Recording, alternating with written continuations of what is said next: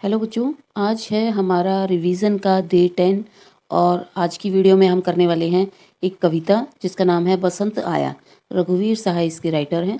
इस वीडियो में हम क्या करेंगे, सबसे पहले कविता का सारांश देखेंगे, उसके बाद इसके मुख्य बिंदु देखेंगे, व्याख्या के पर्पज से मुख्य बिंदु देखेंगे और इम्पॉर्टेंट प्रश्न उत्तर करेंगे जो कि एग्जाम में आने लायक होंगे। एक प्रश्न मैंने उठाया है अभिव्यक्ति और माध्यम से। तो चलिए शुरू करते हैं आज का रिवीजन डे 10 का। तो चलिए शुरू करते हैं आज का हमारा डे 10 का रिवीजन। हमारा चैप्टर है बसंत आया। राइटर हैं रघुवीर सहाय। भाषा की अगर हम बात करें तो सरल भाषा है, सहज भाषा है, बिंब वाली भाषा है। बिंब क्या होता है? जहाँ कवि ने ऐसी भाषा का प्रयोग किया है कि हम पढ़ते जाएं और हमें लगता जाए कि हमारी आंखों के सामने कोई चित्र बन रहा है, उसको हम बिंब वाली भाषा कहते हैं। देशी शब्दों का प्रयोग है। देशी शब्दों के प्रयोग को हम दूसरी भाषा में तद्भव शब्दों का प्रयोग भी कह सकते हैं। इस कविता का केंद्रीय भाव क्या है? मनुष्य और प्रकृति में जो रिश्ता होना चाहिए वो टूट गया है। इस सेंटर पॉइंट को लेकर के ये कविता लिखी गई है। तो चलिए इसका सारांश और इसके मुख्य बिंदु जानते हैं। कवि एक सामान्य दिन का वर्णन करता है, जैसे कोई छोटी बहन अपने बड़े भाई को प्यार से पुकारती है दा कहकर। उसमें कोई नई बात नहीं होती और कोई बहुत ज़्यादा ऐसे ध्यान देने वाली बात नहीं होती। फिर कवि दूसरा उदाहरण देता है कि कोई बंगला है, उसके सामने एक अशोक का पेड़ लगा हुआ है, उस पेड़ पर कोई चिड़िया बैठी है और वो बहुत मधुर आवाज़ में बोल रही है, लोग उसे नोटिस नहीं करते।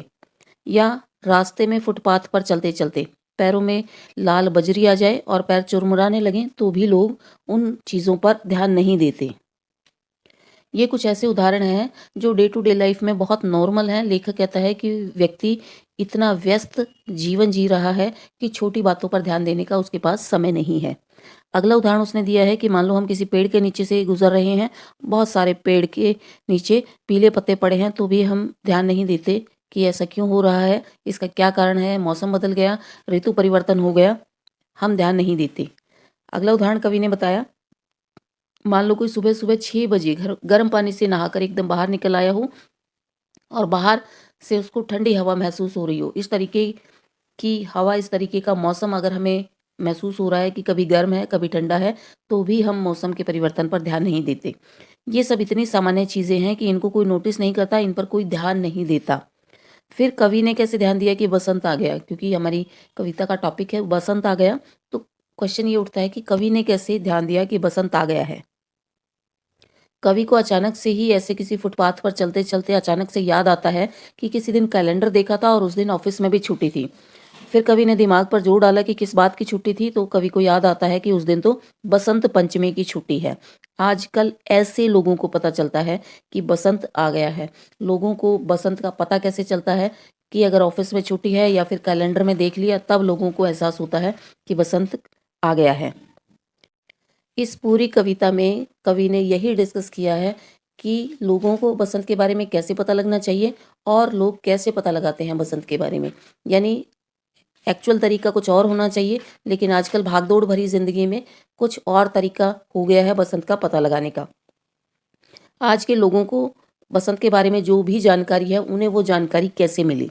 कवि बताता है, कविताओं में पढ़ करके, साहित्य में पढ़ करके लोगों को बसंत के बारे में पता है। केवल कभी कविताओं में पढ़ा था कि बसंत के मौसम में ढाक के जंगल दहक उठते हैं, आम के पेड़ बौर से लद जाते हैं, फूलों की खुशबू से मस्त होकर कोयल और भंवरे गाने लगते हैं, यहाँ तक कि इंद्रदेव का नंदन वन भी रंग रस और गंध से भर जाता है। इस प्रकार के वर्णन हमने अक्सर कविताओं में पढ़े हैं या साहित्य में पढ़े हैं। फिर कविता के अंत में कवि को अफसोस होता है कि जितना सुंदर वर्णन हम कविताओं में पढ़ते हैं, वो वर्णन तो हमारी आंखों के सामने है, वो दृश्य तो हमारी आंखों के सामने ही होता है, फिर उसे देखकर हम आनंद क्यों नहीं उठाते? क्यों हम कैलेंडर से पता लगाते हैं कि बसंत आ गया है? कवि मानता है कि वो दिन जब हम बसंत का इस तरीके से पता लगाते हैं, हमारी जिंदगी का नगण्य दिन होता है। यानी हमारी जिंदगी में वो दिन गिना नहीं जाना चाहिए, क्योंकि हमने बसंत जैसी खूबसूरत ऋतु का इस तरीके से पता लगाया। ये कविता का सारांश था, थोड़ा सा सरलार्थ था। इसका निष्कर्ष जानते हैं कि इसका हम अर्थ क्या निकाल सकते हैं और ये कविता या कवि हमें संदेश क्या देना चाहता है। सबसे मेन बात तो यही है कि आधुनिक युग में मनुष्य प्रकृति से दूर हो गया है। प्रकृति का परिवर्तन जो है महसूस करने की चीज़ है, लेकिन लोगों के पास आज इतना समय नहीं है कि वो कुछ महसूस कर सके। पूरे वर्ष में बसंत सबसे अच्छा मौसम होता है, तभी उसको हम ऋतुराज कहते हैं और हम ऋतुओं के राजा को भी बस कैलेंडर से जान पाते हैं। बसंत में प्रकृति को नया जीवन मिलता है, पेड़ों पर चारों तरफ नए पत्ते आ जाते हैं, ढाक के जंगल दहकने लगते हैं, यानी ढाक के पेड़ों पर फूल खिल जाते हैं। प्रकृति में इतना सारा परिवर्तन आता है कि हमें आंखों से देखकर पता लगाना चाहिए कि बसंत आ गया है।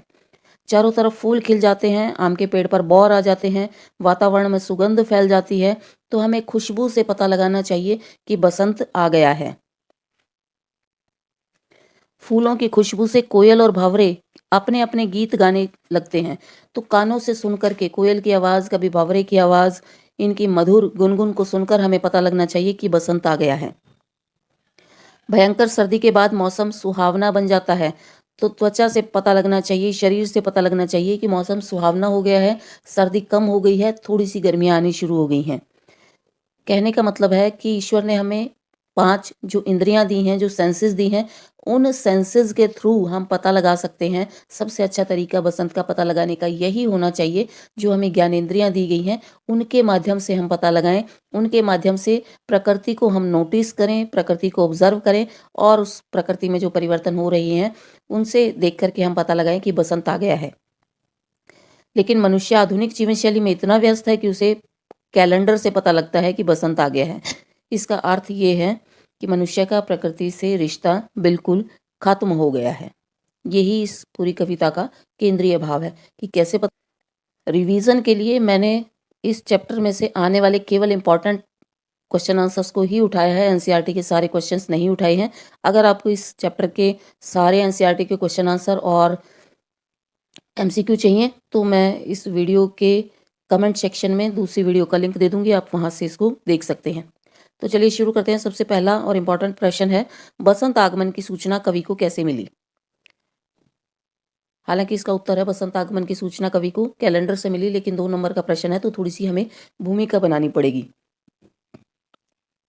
बसंत वैसे तो ऋतुओं का राजा है और हमें प्रकृति को देखकर बसंत के आने का पता लगाना चाहिए, लेकिन हमारी भागदौड़ भरी जिंदगी में लोग अपने कामों में इतने व्यस्त हो गए हैं कि बसंत की सूचना भी उन्हें कैलेंडर से मिलती है। और कैलेंडर में भी लोग बसंत को तब देखते हैं जब उनके कार्यालय में बसंत पंचमी की छुट्टी हो। अगर कार्यालय में बसंत पंचमी की छुट्टी नहीं है तो आधे लोग शायद इस बात को भी कैलेंडर से भी नोटिस नहीं कर पाएंगे। अगला प्रश्न देखते हैं, बसंत पंचमी के अमुक दिन होने का प्रमाण कवि ने क्या बताया और क्यों? कवि ने बसंत पंचमी होने का प्रमाण ये बताया कि उसने कैलेंडर में देखा था और साथ ही साथ उसके दफ्तर में भी छुट्टी थी, जो कि इस बात का प्रमाण था कि सचमुच में बसंत आ गया है और बसंत पंचमी आ गई है। अगला प्रश्न देखते हैं, और कविताएं पढ़ते रहने से यह पता था कि दहर दहर दहकेंगे कहीं ढाक के जंगल, आम बौर आएंगे। में व्यंग्य को स्पष्ट करना है। ये 2 लाइनें हैं और इसमें क्या व्यंग्य है, यानी इसके माध्यम से कवि क्या कहना चाहता है? कवि कहना चाहता है कि हम सबने कविताओं में या साहित्य में कहीं ना कहीं पढ़ा है कि बसंत ऋतु आते ही प्रकृति में क्या परिवर्तन होता है। ढाक के पेड़ों पर फूल खिल जाते हैं, आम के पेड़ बौर से लद जाते हैं, कोयल और भंवरे अपने अपने गीत गाने लगते हैं। ये पंक्ति एक व्यंग्य वाली पंक्ति है। इसमें कवि ने बताया है कि प्रकृति में ये परिवर्तन हम अपनी आंखों से देख सकते हैं, कानों से सुन सकते हैं और नाक से वातावरण की खुशबू का पता लगा सकते हैं। लेकिन हम प्रकृति से इतने दूर हो गए हैं कि बसंत का मौसम केवल किताबों तक सीमित रह गया है। व्यक्ति के पास प्रकृति के साथ समय बिताने का समय नहीं बचा। बिंब वाली कविता है तो बहुत सारे अलंकारों का प्रयोग है। एक प्रश्न है, पूरा अलंकार बताना है लाइनों में, तो बहुत ज़्यादा पेपर में आने लायक इम्पॉर्टेंट नहीं है, लेकिन छोटा सा प्रश्न है। और अगर व्याख्या के पॉइंट ऑफ व्यू से देखा जाए तो इस चैप्टर में से व्याख्या के लिए पंक्तियां आ सकती हैं, तो आपको अलंकार उपयोगी हो सकते हैं, इसलिए मैंने ये प्रश्न शामिल किया है। बड़े बड़े पियराए पत्ते, इसमें अनुप्रास अलंकार है और बड़े बड़े जो हैं पुनरुक्ति प्रकाश अलंकार भी है। अनुप्रास और पुनरुक्ति प्रकाश दोनों अलंकार हैं। कोई 6 बजे सुबह जैसे गर्म पानी से नहाई हो, उपमा अलंकार है। और मानवीकरण अलंकार है। हवा को इस तरीके से प्रस्तुत किया है कि मानो वो गर्म पानी से बाहर नहाकर बाहर निकली है, तो ये मानवीकरण अलंकार है। खिली हुई हवा आई, फिर किसी आई चली गई, ये भी इसी लाइन से जुड़ी हुई लाइन है, इसलिए इसमें भी हम मानवीकरण अलंकार कहेंगे कि मानो हवा जो है नहा धोकर सुबह बाहर निकली है और फिरकी की तरह घूमकर चली गई। तो मानवीकरण अलंकार है और उपमा अलंकार है। दहर दहर दहकेंगे कहीं ढाक के जंगल। दहर दहर, अगर इन दो शब्दों को हम मान के चलें तो हमारा पुनरुक्ति प्रकाश अलंकार है, और बाकी अगर द वर्ण की आवर्ती हम देखें तो अनुप्रास अलंकार है। तो ये बड़े आसान से अलंकार इस कविता में थे। प्रकृति मनुष्य की सहचरी है, इस विषय पर विचार व्यक्त करते हुए आज के संदर्भ में इस कथन की वास्तविकता पर प्रकाश डालिए। इसमें दो चीज़ें हमें बतानी है। एक तो हमें ये बताना है कि प्रकृति जो है मनुष्य की सहचरी है, और दूसरा हमें आज के संदर्भ में ये लाइन ठीक है या नहीं। ये इस तरीके से ये प्रश्न दो भागों में बांटा गया है। आंसर देखते हैं। प्रकृति को मनुष्य की सहचरी माना जाता है। सहचरी का मतलब साथ चलने वाली। प्रकृति ने मनुष्य को जीवन जीने लायक अनगिनत संसाधन उपलब्ध कराए हैं। प्रकृति के कारण ही मनुष्य अपना जीवन सरलता पूर्वक जी रहा है। यानी प्रकृति ने हमें इतना दिया है जो जीवन जीने के लिए बहुत ज्यादा है। लेकिन मनुष्य ने बदले में प्रकृति को क्या दिया? वह हमेशा अपने फायदे के बारे में सोचता है और पर्यावरण को लगातार नुकसान पहुंचाता रहता है। तो ये बिल्कुल विपरीत हो गया। प्रकृति तो मनुष्य की सहचरी है, लेकिन मनुष्य ने प्रकृति को पीछे छोड़ दिया है। अगला प्रश्न देखते हैं। बसंत आया कविता में कवि की चिंता क्या है, उसका प्रतिपाद्य लिखिए। इसमें हमें इस कविता में क्या संदेश है, क्या निष्कर्ष है, वो लिखना है। जहां भी शब्द प्रतिपाद्य आए तो आप लिख सकते हैं मुख्य भाव, या कवि जो कहना चाहता है, या इस कविता से या कहानी से जो निष्कर्ष निकला, वो सारी चीजें। बसंत आया कविता में कवि की चिंता है मनुष्य का प्रकृति से दूर हो जाना। प्रकृति हमेशा मनुष्य को सहारा देती रही है, लेकिन मनुष्य हमेशा प्रकृति की उपेक्षा करता रहा है। बसंत जैसे खूबसूरत मौसम का पता भी मनुष्य को कैलेंडर से लगता है। कवि का मानना है अगर इस तरह हम प्रकृति से कटकर अपना जीवन जिएंगे तो हमारी जिंदगी भी नगण्य हो जाएगी। वो जीवन कोई जीवन नहीं रहेगा अगर हम प्रकृति से दूर हो जाते हैं। अभी हमने किया हमारा चैप्टर बसंत आया, उसका हमने सरलार्थ देखा, मुख्य बिंदु, इंपॉर्टेंट क्वेश्चन आंसर्स। चलिए अब समय है अभिव्यक्ति और माध्यम से एक प्रश्न उठाने का। बड़ा आसान सा मैंने प्रश्न उठाया है। ये एमसीक्यू के पर्पज से भी है और 3 नंबर में भी आ सकता है। रेडियो की विशेषताएं और कमियां बतानी है। चलिए शुरू करते हैं। सबसे पहले विशेषताएं देखते हैं। रेडियो श्रोताओं द्वारा संचालित माध्यम है, इसलिए रेडियो ध्वनि आधारित होता है। ये सबसे इंपॉर्टेंट बात है रेडियो के बारे में कि ये श्रोताओं द्वारा संचालित माध्यम है। इसका सरल अर्थ ये है कि रेडियो को सुना जाता है। अगली विशेषता, रेडियो के समाचार सुनने में व्यक्ति सबसे ज्यादा स्वतंत्र होता है। वो अपना काम करते करते भी रेडियो सुन सकता है। अखबार को पढ़ने के लिए हमें बैठना पड़ेगा अखबार को पकड़ करके, टीवी को देखने के लिए या इंटरनेट को यूज करने के लिए हमें उसके सामने बैठना पड़ेगा अपने बाकी काम धाम छोड़ करके। लेकिन रेडियो में व्यक्ति को सबसे ज्यादा स्वतंत्रता मिलती है। इसको हम अपने काम के साथ साथ सुन सकते हैं।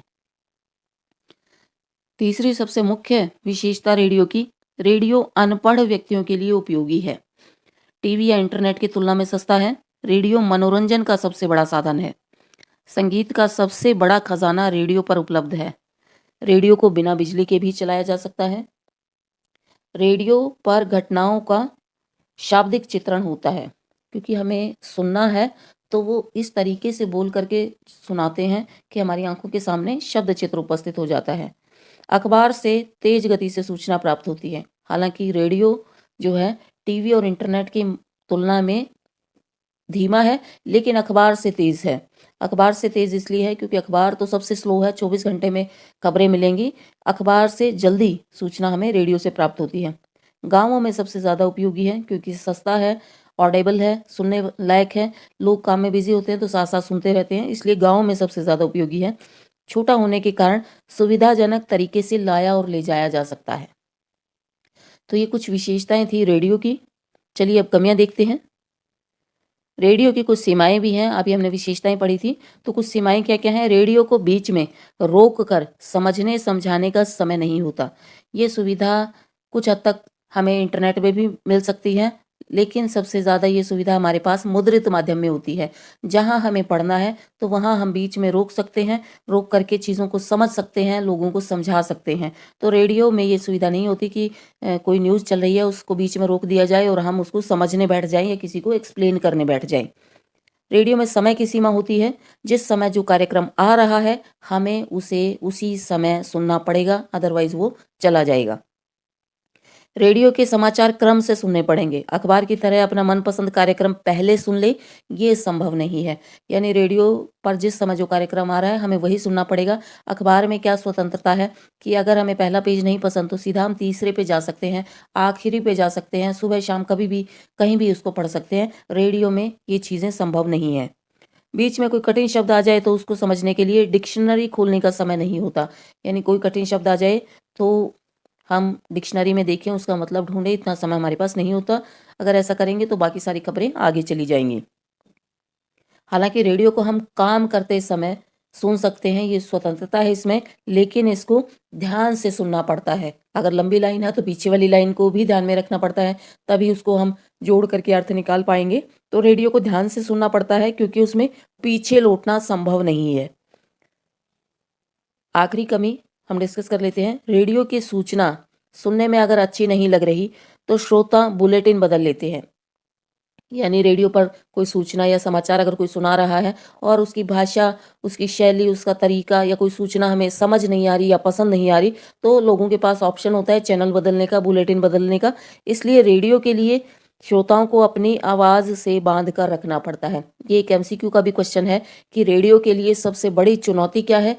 केवल अपनी आवाज़ से लोगों को अपना जो है ऑडियंस बनाए रखना पड़ता है, अपने श्रोता बनाकर रखना पड़ता है। ये रेडियो का सबसे बड़ा चैलेंज है। तो ये था आज का हमारा डे 10 का रिवीजन, बसंत आया कविता। आई होप आपको ये कविता अच्छे से समझ आई होगी। मिलते हैं अगली वीडियो में। Thanks for watching.